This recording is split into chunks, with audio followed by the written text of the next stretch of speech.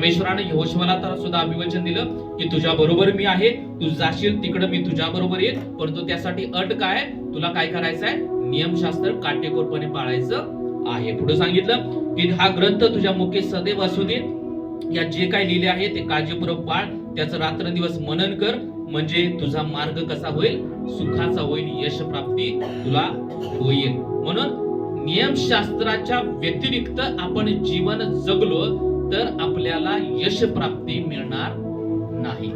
जरी यश प्राप्ती मिळाली असेल तरी ती यश प्राप्ती क्षणभंगूर असणार आहे, त्यामध्ये समाधान नसणार, त्यामध्ये शांती नसणार आहे. हालेलुया. म्हणून आपल्या जीवनामध्ये येशू, त्याचं वचन, त्याचं नियमशास्त्र याला अत्यंत महत्व असायला पाहिजे. आणि जेव्हा आपण त्याला महत्व देणार, त्याचं वाचन करणार, त्याचं मनन करणार आणि त्याप्रमाणे वागणार, तेव्हाच परमेश्वर आपल्याला आशीर्वादित करणार.